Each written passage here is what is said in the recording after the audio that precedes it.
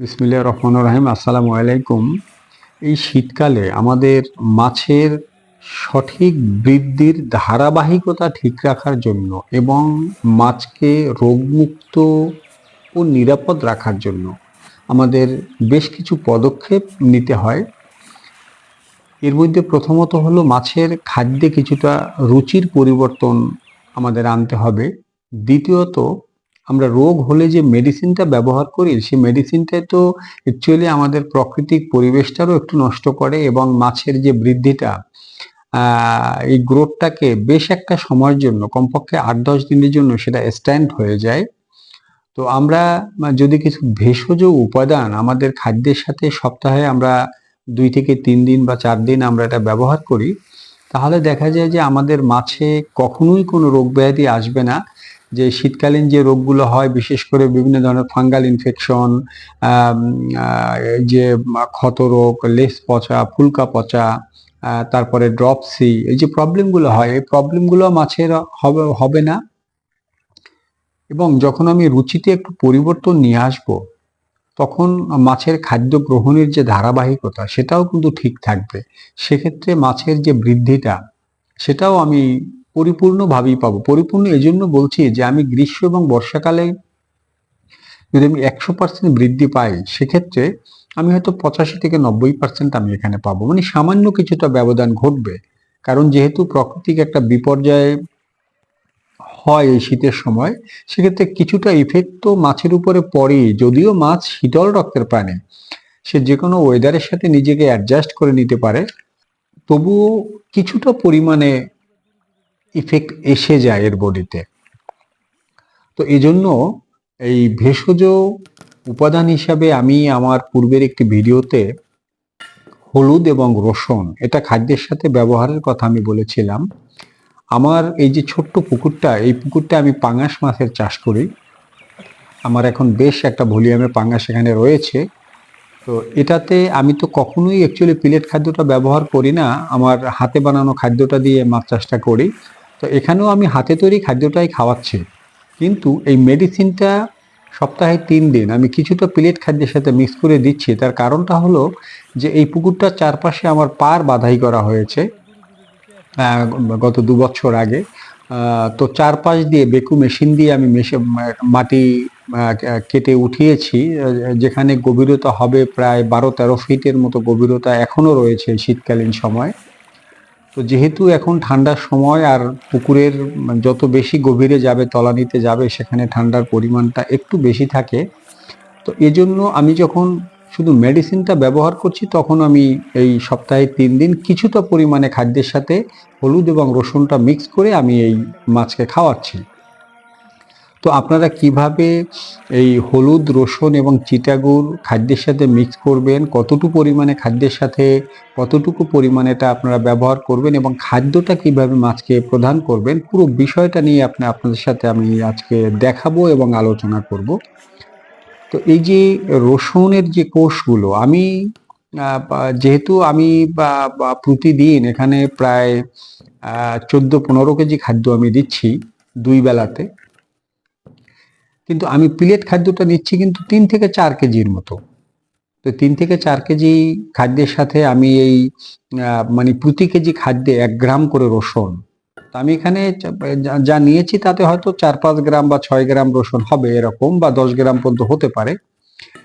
এরকম একটা আন্দাজ করে, এটা যে একদম কাটা কম্পাসে মেপে তারপরে করতে হবে এমন কোনো বাধ্যবাধকতা নেই। নর্মাল হিসাবটা হলো প্রতি কেজি খাদ্যের সাথে ১ গ্রাম রসুন অথবা ১ গ্রাম হলুদ, অথবা ১ গ্রাম হলুদ ১ গ্রাম রসুন একসঙ্গে, এতে কোনো সমস্যা নেই দুটো একসঙ্গে দিলেও। তো এটাকে অ্যাকচুয়ালি আমি নিজে ক্যামেরাটা ধরে তারপর করতেছি, এই জন্য একটু সমস্যা হচ্ছে। এভাবে রসুনটাকে আপনার থেতলে নিতে পারেন, অথবা পিষুনিতে বা পাটায় এটা বেটে নিতে পারেন, অথবা ব্লেন্ডার মেশিনে এটা ব্লেন্ড করে নিতে পারেন। এরপরে এর সাথে এই কিছুটা পরিমাণে আপনার হলুদের গুঁড়া, আমরা রান্নায় যে হলুদটা ব্যবহার করি, নর্মাল একটা হলুদের গুঁড়া হলেই এটা হলো। যে এই গুঁড়াটার সাথে কিছুটা পরিমাণে লবণ, এটার সাথে আপনারা নিবেন কিছুটা পরিমাণে এই রাব বা চিটাগুড় বা মোলাসেস, যে নামে এটাকে চিনেন। তো এটা একত্র করে নিয়ে আপনি যে খাদ্যটা প্রদান করছেন, অর্থাৎ খাদ্যটা আপনি যেদিনকে একটা বিষয় খেয়াল রাখবেন যে যেদিনকে আপনি মেডিসিনটা প্রয়োগ করবেন, যে বেলায়, যে দিনকে না, যে বেলাতে, ওই বেলাতে আপনি যে পরিমাণই খাদ্য প্রদান করেন না কেন তার 50%-এরও কম খাদ্য আপনি দিবেন, অথবা 50% খাদ্য আপনি নিলেন।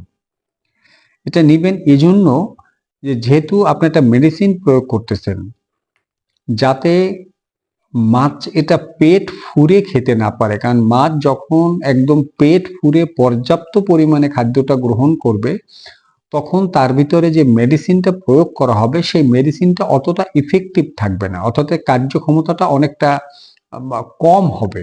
আর যখন সে আধা পেটে বা অর্ধ পেটে যখন তার ভিতরে মেডিসিনটা যাবে, তখন তার খাবারটাও খুব দ্রুত ডাইজেস্ট হবে এবং তার মেডিসিনটাও তার দেহে খুব চমৎকারভাবে কাজ করবে। তো আপনি সপ্তাহে ৩ দিন হয়তো একদিন হলুদ দিলেন, পরের দিন আবার রসুন দিলেন, পরের দিন আবার হলুদ দিলেন। আর যদি ৪ দিন করেন তাহলে ২ দিন হলুদ, ২ দিন রসুন এভাবে দিলেন। অথবা ৩ দিন আপনি দিলেন একসঙ্গে হলুদ রসুনটা মিক্স করে তারপর আপনি দিলেন, এতে কোনো সমস্যা নেই। এটা একটু নিজে চিন্তা করে দিলেই এটা যথেষ্ট হয়ে গেল আরকি।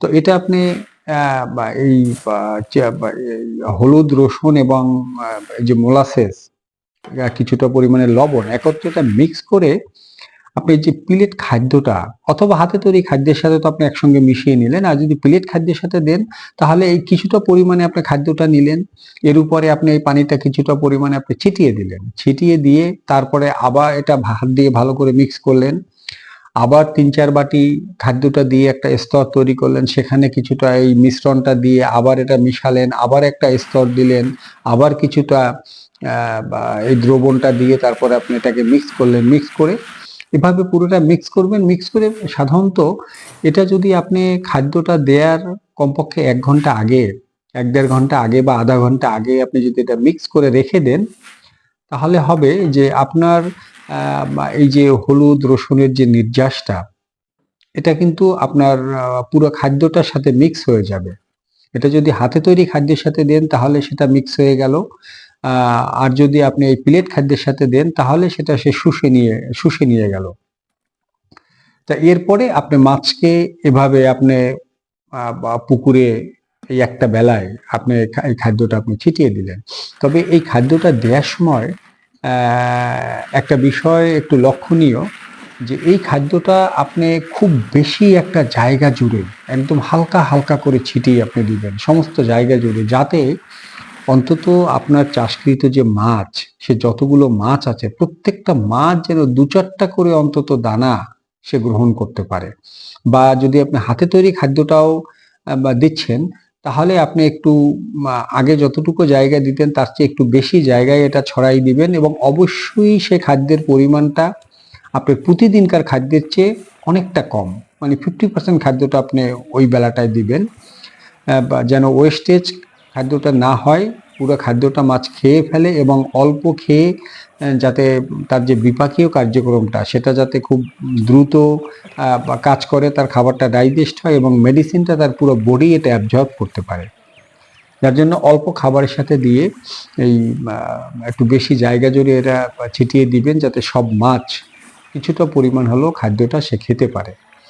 তো এভাবে যদি আপনারা সপ্তাহে ৩ দিন বা ৪ দিন এই খাদ্যের সাথে রসুন এবং হলুদ এবং কিছুটা চিটাগুড় এটা যদি আপনারা ছিটিয়ে দেন, তাহলে এই যে প্রাকৃতিক যে অ্যান্টিবায়োটিক, এর যে অ্যান্টিবডি, মাছের যে একটা অ্যান্টিবডি তৈরি করবে, যার জন্য মাছের দেহের ভিতরে যে কোষগুলো, সেই কোষগুলো আপনার অ্যাক্টিভ থাকবে এবং মাছের বিপাকীয় কার্যক্রমটাও ঠিক থাকবে এবং মাছের রুচিতেও কিছু পরিবর্তন আসবে। কারণ চিটাগুড়টার জন্য মাছের রুচিতে পরিবর্তন আসতেছে, রসুনের যে টেস্ট সেটার জন্য আসতেছে, হলুদের টেস্ট এটার জন্য একটা রুচিতে পরিবর্তন আসতেছে। তো তখন মাছ এটা খাবেও একটু বেশি, মানে পরবর্তী সময়টা মাছ খাদ্যটা বেশি গ্রহণ করবে। তো যদি কখনো কুয়াশা থাকে বা মেঘলা থাকে বা বেশি ঠান্ডা পড়ে, অনেক সময় দেখা যায় যে বেশি ঠান্ডা পড়লে পরে মাছ খাদ্যটা গ্রহণ করতে চায় না। তো যদি আপনারা এভাবে এই মিশ্রণটা এভাবে তৈরি করে আপনার খাদ্যের সাথে সপ্তাহে 3-4 দিন দেন, তাহলে দেখবেন যে মাছের খাদ্য গ্রহণের যে অনীহাটাও থাকবে না, এবং কখনোই আপনার মাছে যত শীত হোক আর যত ওয়েদারের পরিবর্তন হোক, আপনার মাছে কোনো রোগ ব্যাধি আসবে না, এবং মাছের বৃদ্ধিতেও কোনো প্রবলেম আপনার হবে না। আশা করি আজকের এই ছোট্ট ভিডিওটা আপনাদের অনেক উপকারে আসবে। তো আজ এ পর্যন্তই। আপনাদের সাথে আবার দেখা হবে অন্য কোনো পর্বে, অন্য কোনো বিষয়। সে পর্যন্ত সবাই ভালো থাকবেন, সুস্থ থাকবেন, নিরাপদ থাকবেন। Safety first. আল্লাহ হাফিজ।